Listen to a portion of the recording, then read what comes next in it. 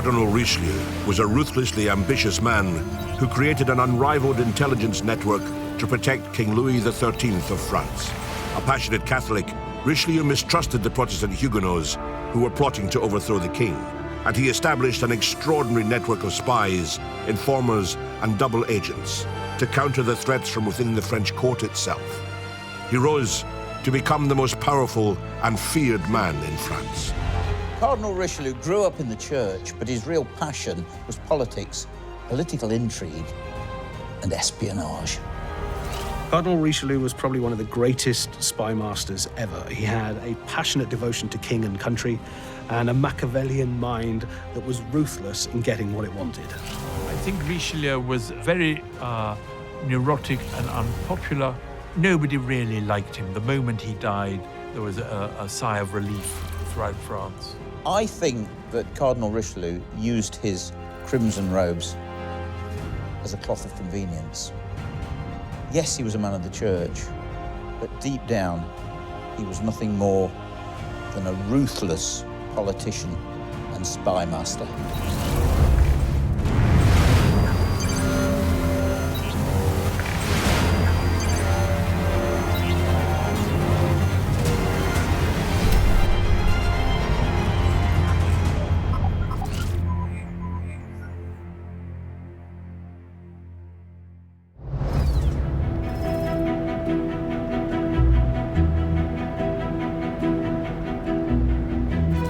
Cardinal Armand de Richelieu was born in Paris in September 1585.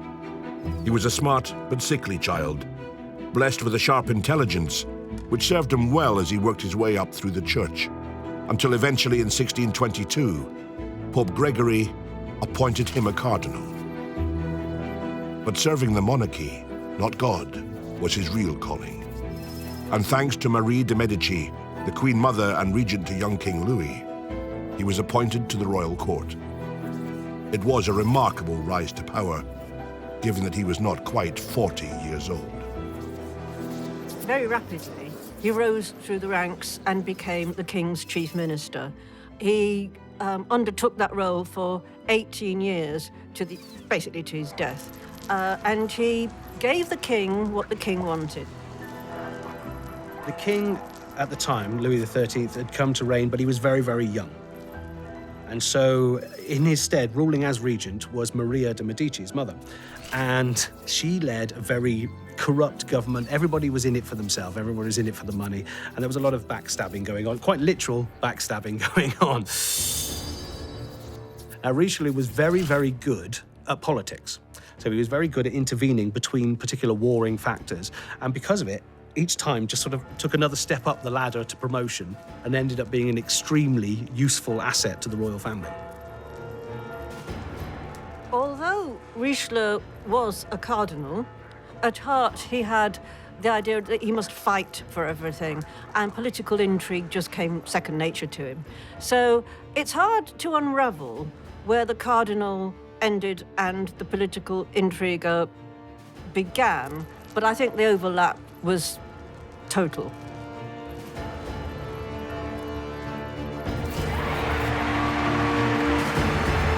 '17th century France was racked with crises and disaffection with the monarchy, most of it aimed at King Louis himself.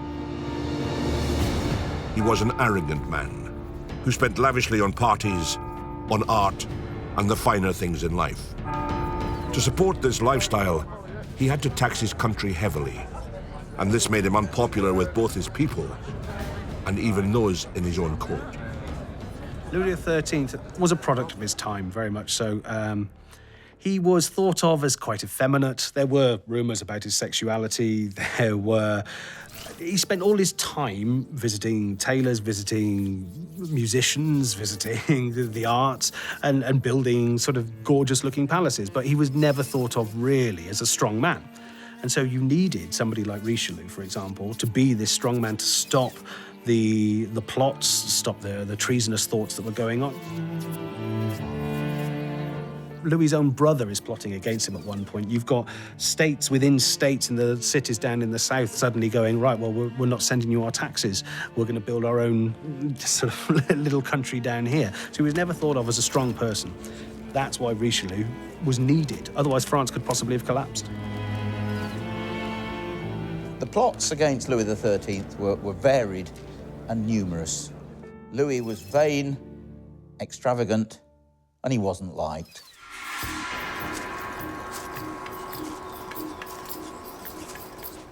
The man who dedicated his life to protecting this unpopular king and the continuation of the French monarchy was Cardinal Richelieu.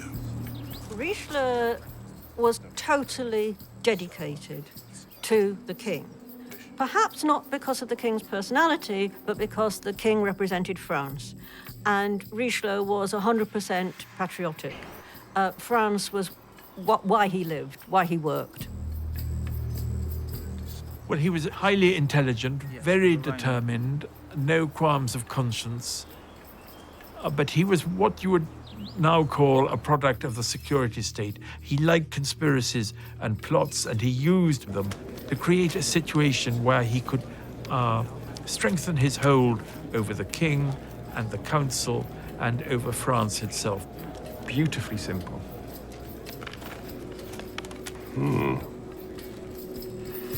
One of the greatest threats against the king was from the Huguenots, a fiercely Protestant sect who controlled some of the major cities in central and southern France, and who were bitterly opposed to the Catholic monarchy and all it stood for. As a result, Richelieu came down hard on them, essentially seeing them as a terrorist organization. The Huguenots were a Protestant minority in a Catholic country. They were abused, tortured, executed, slaughtered by the Catholics. They hated the idea of Louis XIII having what was called the divine right of kings, which led to all of the debauchery within his court. And basically, they took every opportunity to disrupt, protest, and eventually plot to kill the king. The Huguenots were mostly sort of in the southern areas of France, in central France, and they were Protestants. They came out of the wars of religion within France, and they didn't like the king. The king's Catholic, he comes from a Catholic background, and they're trying to break away from that, almost creating a state within a state by sort of bricking up the city and just saying, we're not letting anybody from royalty within it. Richelieu hated this, obviously, because he couldn't get his foot through that door, and he wanted his spies in there, he wanted to control everything. And it's impossible for the king to be the top of the pyramid, controlling everything below it, if bits of the pyramid keep breaking off and saying, we're not in your gang anymore. And so to him, he needed to get rid of the Huguenots, he needed to get rid of the Protestants, he needed to consolidate all power within France within one political and religious system. The Huguenots were the biggest Protestant movement within France, and France, of course, was Catholic. And, of course, Richelieu was a Catholic cardinal. And they did, potentially anyway, represent a huge threat to the king. Not perhaps for obvious reasons, not because of their religion per se, but because they represented a political threat.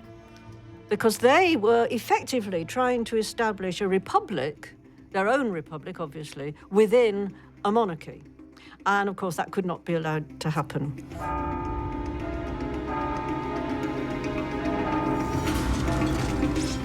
In 1626, in a move to rid France of the Huguenot threat, the king's forces laid siege to the city of Realmont in southern France. After about a year, with conditions in the city deteriorating rapidly, the Huguenots tried to smuggle out a coded message to their allies. This was intercepted by the king's men, who gave it to a local man called Antoine Rossignol, who was known, he was a mathematician, he was known for his expertise with codes and code breaking.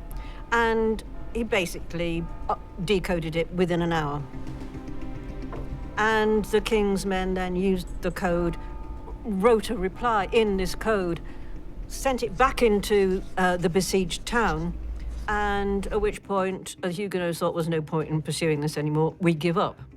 And so end of siege. And that was the moment that brought Antoine Rossignol, the code breaker, the master code breaker, to the attention of Richelieu.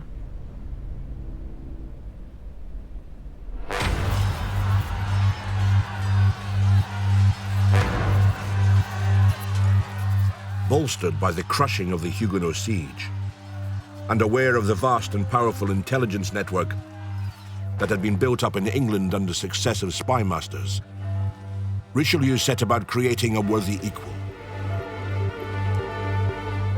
He recruited dozens of highly skilled, literate and numerate agents who fanned out across France to detect all manner of threats, plots and treasonous activities. Like their contemporaries in England, they were trained to become experts in codes and ciphers, in the use of invisible ink, as well as interrogation methods and eavesdropping.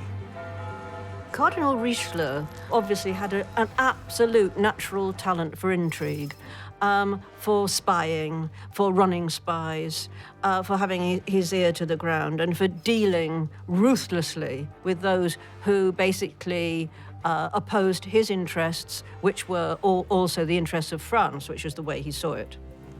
He had spies all over France. He had people intercepting couriers. When he realized through his spies among her ladies in waiting that the Queen herself was writing to her brother when France and Spain were at war, he sent the Chancellor of France actually to search in her body, in her dress, in her bosom for these letters which she'd hidden there. And he would stop at nothing.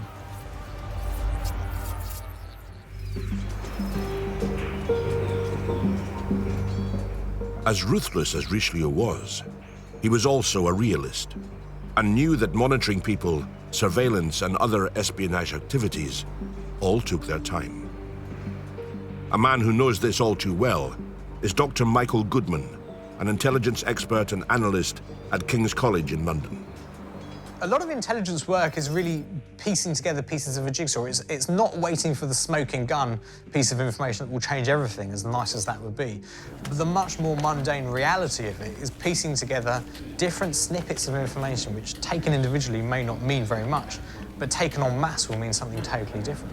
And we can look at the very successful networks set up in France in the First and Second World War, called the Dom Blanche networks, where you had a series of people which on the face of it produced very unexciting, very boring intelligence, but actually built up over a period of time showed just how slowly the Germans were able to resupply their front lines. And actually that was vital, much more important than just a single piece of intelligence could have been. Now, Rossignol, I need something special from you. Something that is so complex, so labyrinthine, that no one, and I mean no one, will be able to decipher it. Yes, Your Eminence. I don't want anybody knowing the contents of these letters. Your Eminence. Perhaps Cardinal Richelieu's greatest achievement was La Grande Chiffre, or the Great Cipher, which his new codebreaker-in-chief Antoine Rossignol had developed for him. It was said to be unbreakable and allowed Richelieu and his agents to send encoded messages to each other throughout Europe without detection. It was so successful, in fact, that it remained in use by successive French governments until the early 19th century.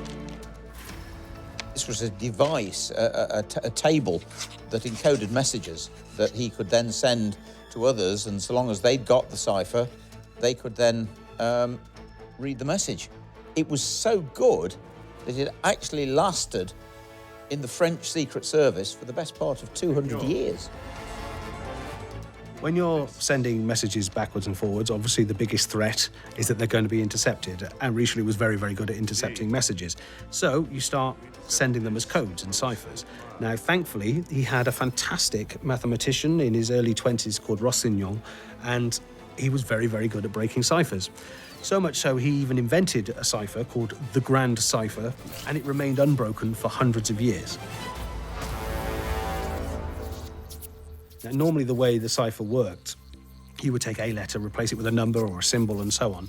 What he did was he created a cipher which replaced syllables rather than individual letters.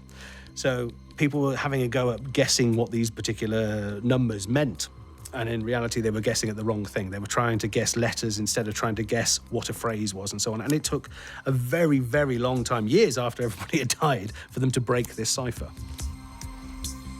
It was a work of complete genius, because normally in codes, numbers represent individual letters. In Rossignols' code, numbers represented whole syllables. Not only that, but he inserted passages of complete rubbish, complete gibberish, with a little precursor, little thing, in code, of course, saying rubbish is coming up now. But obviously, you'd have to know the code in order to see that. And if you were trying to break the code without any knowledge of that, you'd waste most of your time, with the rubbish. So it was a work of genius. Dr. James Daybell from Plymouth University in England is an expert on historical codes and ciphers. He studied Rossignol's Grand Cipher and believes it really was a work of great complexity and ingenuity. Antoine Rossignol was the master codebreaker in the employ of Cardinal Richelieu, and he is famous for developing, along with his son, the Great Cipher.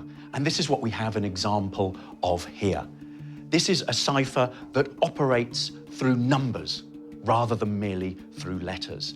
So when you were to look at a page of writing that was encrypted using this cipher, all you would have is a series of numbers.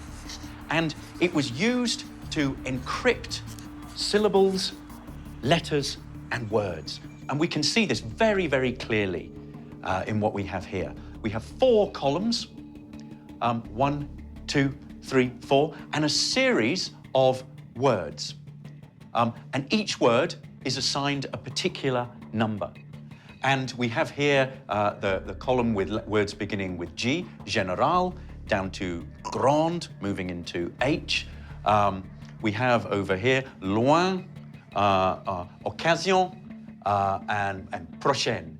And each are assigned particular number values. General, for example, is assigned the number 15. Now, in its simple form, this kind of cipher system was incredibly easy to crack. Indeed, Rossignol was able to crack the Huguenot, the French Protestant codes, working in this way. Because basically what would happen is all the words that you wanted to encrypt would be in alphabetical order, and then you would merely assign them a numerical value in ascending order.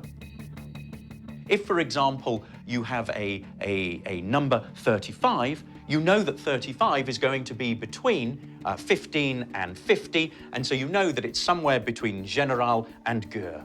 So you're looking for that. Now, what was remarkable about what Rossignol did was that he made this even more complicated. Rather than using a numerical system that went down in ascending order, the numbers were ascribed randomly. And so what you have is a random assortment of numbers throughout. What this means is that this is an incredibly difficult code to crack. Also, he used syllables rather than letters, which totally foxed people. This was such a sensitive document, such a sensitive form of alphabet, that anyone serving in Richelieu's army who was caught either owning a copy or indeed, more importantly, using a copy would be executed, which is testimony to the extraordinary power of this particular cipher. Absolutely remarkable cipher that stood the test of time.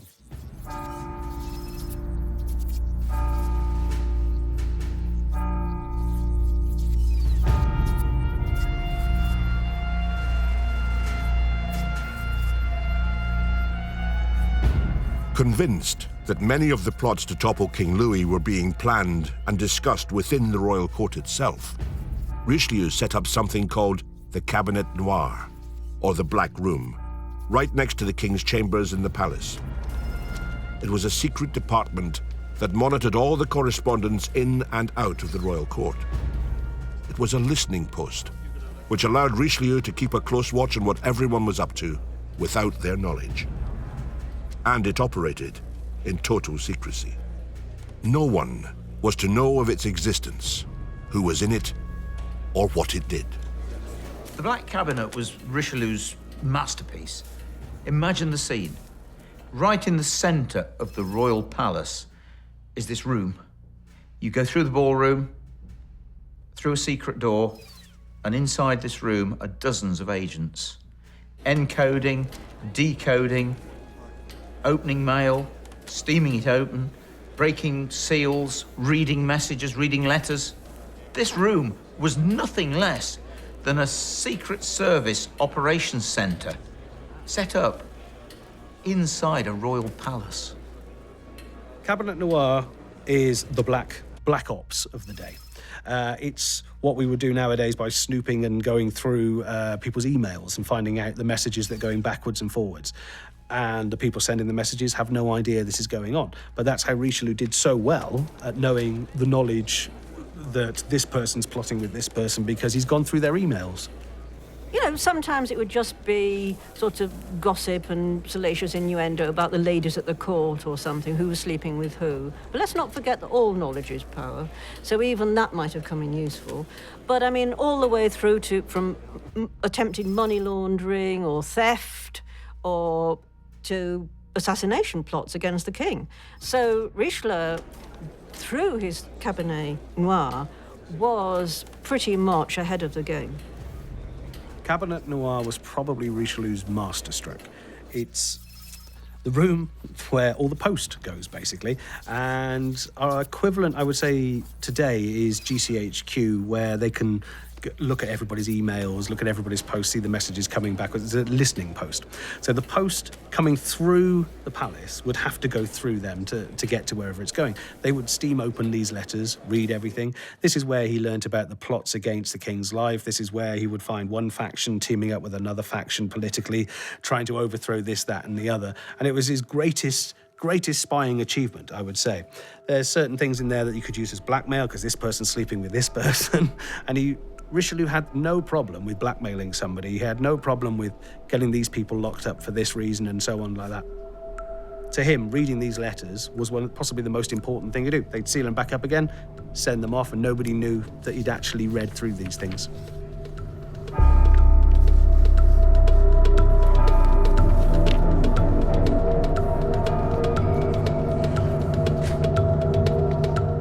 Modern intelligence analysts believe that Cardinal Richelieu was one of the founding fathers of the great spy networks we know today, like the CIA and MI6. Alan Judd is a career British diplomat and intelligence expert who studied the espionage work of Cardinal Richelieu, and especially his use of monitoring and interception. I think Richelieu's establishment of the Black Cabinet, I think it was called in Paris, to coordinate counter-espionage operations and interception and so on, was a very marked change from what had gone before. It was much more organized. But it actually happened in this country in the 17th century as well, with the establishment of the post office in legal form, which from the very start had a special room at the back and a man employed to go in every night and open whatever mail he thought might be worth opening. And this was integral to the setting up of the post office, for the king to control the post in order to be able to intercept it. Intercepting communications has always been a vital part of intelligence work. Whether we think in terms of Richelieu's Black Cabinet and the listening posts he created, we could talk about the tunnel that was constructed underneath Berlin at the height of the Cold War by British and American intelligence, designed to tap into the cables that ran from the Soviet zone backwards and listen to all of the military communications going on. We could also think about more recent disclosures made by Edward Snowden about how the NSA supposedly listens to all of our communication and knows who's talking to what about when and who. And what this really shows is how information is king. Knowing who is talking to whom and what they are saying is absolutely vital.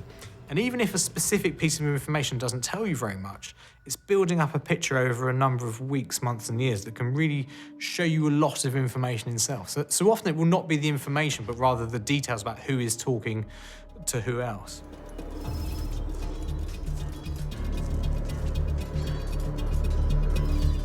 Some of the most interesting intelligence to come out of the Cabinet Noir was news of Huguenot plots to assassinate the king. Richelieu claimed that his #1 priority was to rid his country of what he saw as the curse of the Huguenots. So when in 1627, the port town of La Rochelle on the southwest coast of France rose up in open rebellion, claiming its independence from France, he surrounded the town and cut off all its supplies.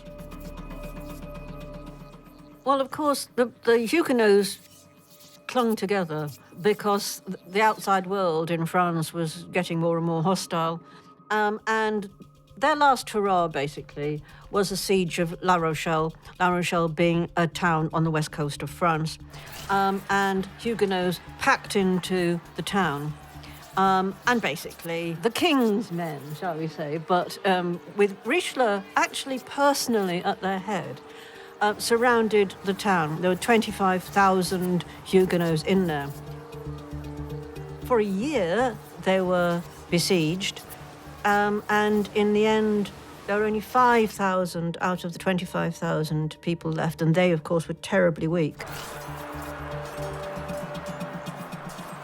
And then, in a moment of brilliance, Richelieu got the king himself to ride at the head of the troops going into lifting the siege, as if the king had had anything to do with it personally. But of course it appealed to the king's vanity, and of course it boosted his image.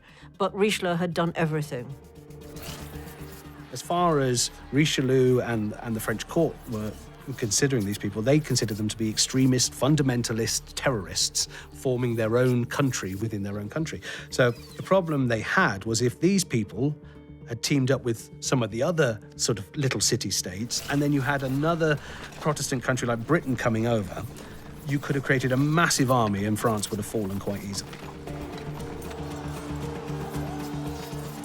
The siege at La Rochelle represented Richelieu's crowning achievement because he'd actually succeeded in, first of all, corralling all his internal Huguenot enemies in one place. And then he managed to keep them there without them getting any external aid whatsoever, basically starved them out. And once that had happened, that particular threat was over. I mean, the stability of France resettled, and the king could breathe again.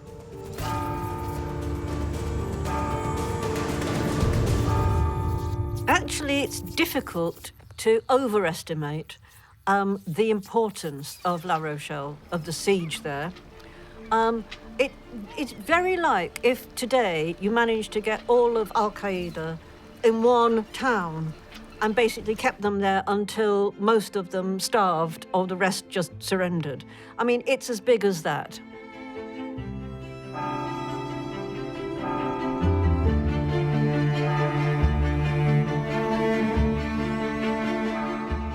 In film and television, Cardinal Richelieu is forever associated with the infamous and dashing Musketeers. But was this all just a work of fiction by Alexandre Dumas, or was there some truth behind the legend? Well, certainly Alexandre Dumas made the whole idea of Musketeers very romantic, swashbuckling, and we all know all for one for all, etc. But there were Musketeers, they're basically riflemen, soldiers who used muskets. And there were two lots of Musketeers at Louis XIII's court. There was his own personal bodyguard, made of basically lower nobility. And then there were Richelieu's own bodyguard, made of pretty similar but a different clique.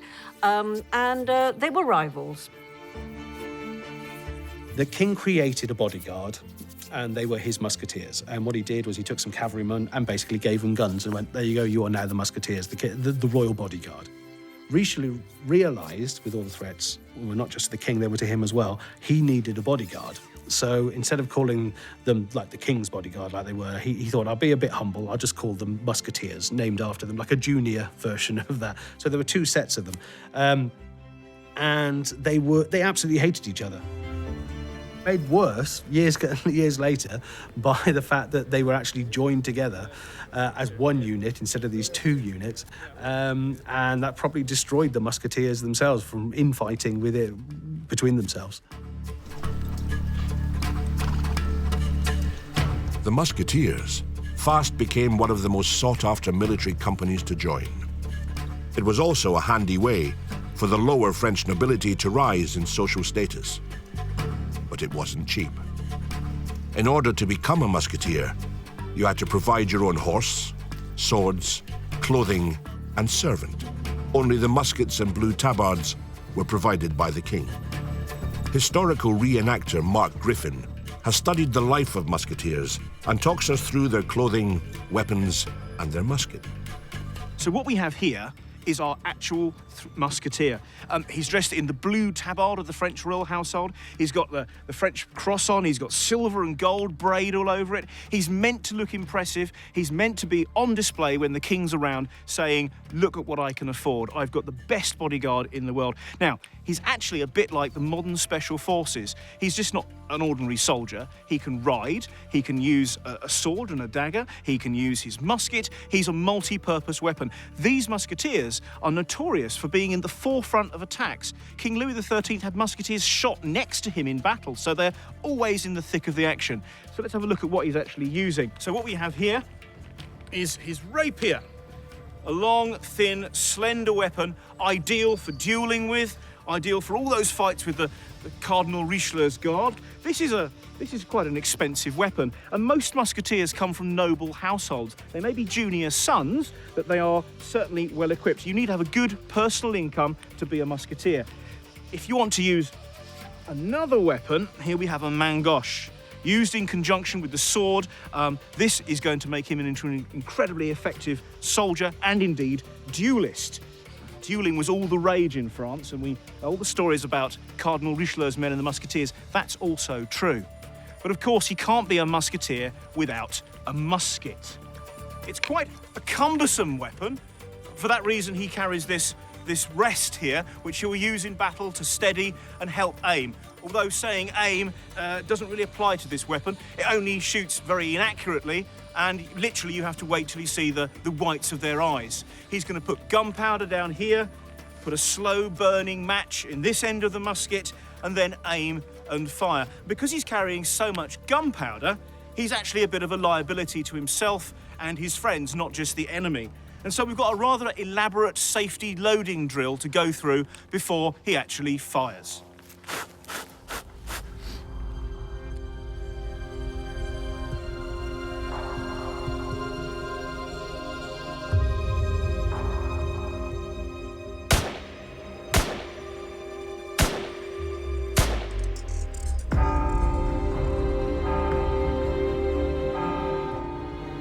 Let me see the letter.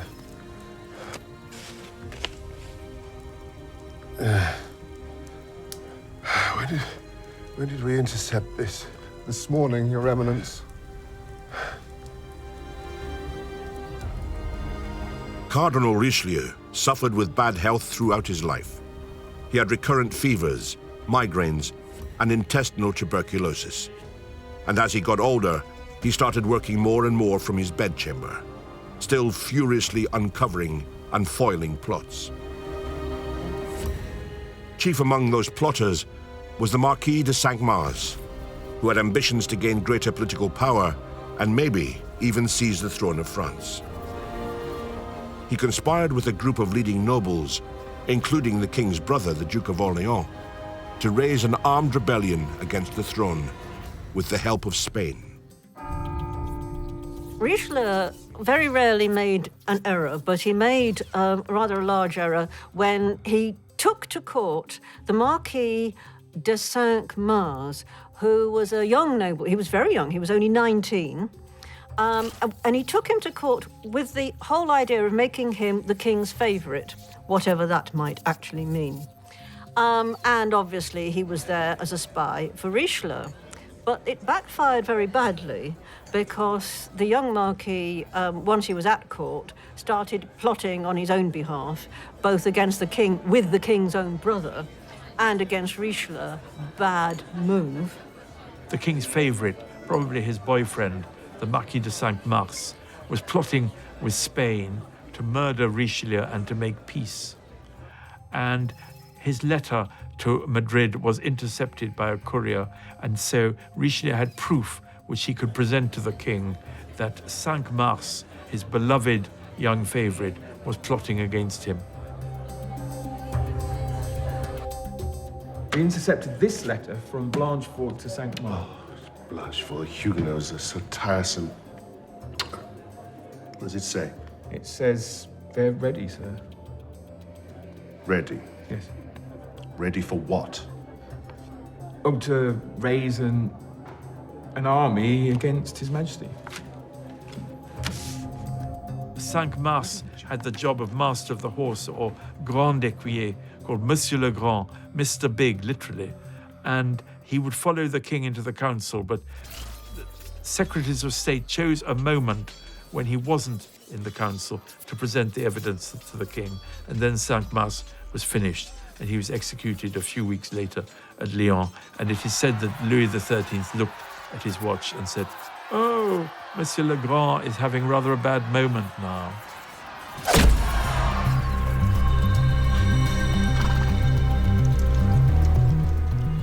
Cardinal Richelieu was a solitary figure, both feared and disliked in equal measure, but he was ruthlessly effective. He was responsible for establishing the absolute rule of the monarchy, seeing off the Huguenot threat, and securing France as a major power in Europe.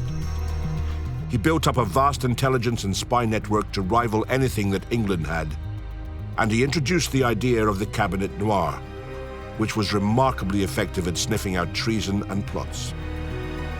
Even his greatest enemies had to admit that he was a master of intrigue and manipulation, and a slavish servant to France. I think Richelieu had a love of order. You could almost call him obsessive compulsive. He wanted to create a very, very strong French state with the king at the top and everybody knowing their place. He wanted order, he wanted rules, he worked his socks off, you could say. He worked constantly trying to get everybody to fit in within a system that he saw. And I would say in modern day standards, we would probably call him obsessive compulsive. There ought to be another term beyond workaholic to apply to Richelieu, because he was passionate about his spy mastering. He was passionate about uncovering plots. And even when he was very ill, and indeed even when he was on his deathbed, he was still working. He was running his office from his deathbed.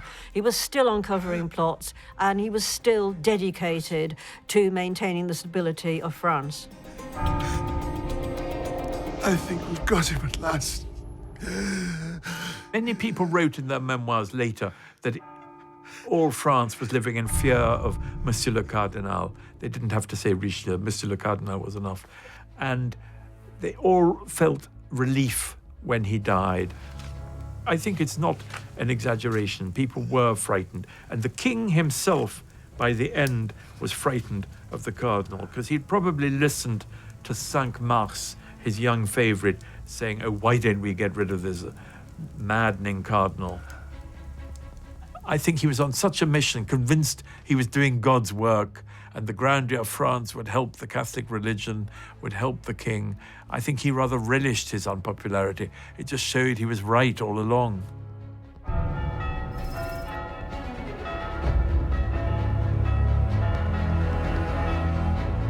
Cardinal Armand de Richelieu died on December the 4th, 1642, in the Palais Royal in Paris, with Louis XIII following him to the grave just 5 months later.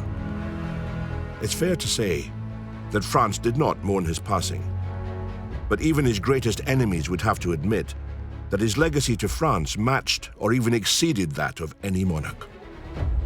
His ruthless spy and intelligence operation, both at home and abroad, kept King Louis and the monarchy alive through one of the darkest periods of French history. And his great cipher, one of the most celebrated secret codes in history, remained uncracked for over 2 centuries. Richelieu's story is a fantastic one. He starts from very humble beginnings, rises to be the most powerful person in France, possibly within Europe, crushes the religious threat against him. And if that had succeeded, Europe today would have been a completely different place. I think that Cardinal Richelieu used his crimson robes as a cloth of convenience. Yes, he was a man of the church, but deep down, he was nothing more than a ruthless politician and spy master. Richelieu was possibly one of the greatest spy masters there ever was. He had a passionate devotion for king and country and order, and such a Machiavellian mind that could run the perfect espionage network. I think you could argue that Richelieu's cabinet, well, his Black Cabinet, was a forerunner of later, much bigger, much more sophisticated eavesdropping and interception services, such as our own GCHQ or the American NSA, as was our own special room in the post office, which was from roughly the same period. So essentially, it's the recording and interception of communications that is what they do. And whether it's on a very small scale or a very large scale, it's the same game, basically.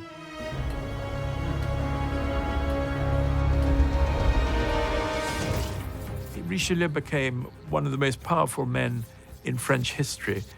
His house was called a palace, which was unusual, the present Palais Royal. He became a cardinal, which is equivalent of being Prince of the Blood. He became a duke. His relations got some of the best jobs in France. His niece married the Prince de Condé, the cousin of the king. You couldn't really get higher than that. He became extremely rich, leaving a fortune of about 20 million livres. And he had the sign of sovereignty, which is his own bodyguard, his own Musketeers. So he really ruled France. Cardinal Richelieu was the archetypal Machiavellian, behind-the-scenes intriguer. He basically had his ear to the ground. He was very good at collating disparate bits of information about one's enemies. I think Richelieu's greatest ability was to fit in. He was feared, but at the same time respected, and at the same time liked. I know that's a weird thing to do, but he managed to be one thing to one person and one thing to another. So if he wanted this person on side, he's the nicest man in the world. If he wants to get rid of this person, he's an evil leader that will put an iron fist down. I think that had Richelieu not been at the French court, not worked as chief minister, the king, Louis XIII's life might have been much shorter and considerably less pleasant.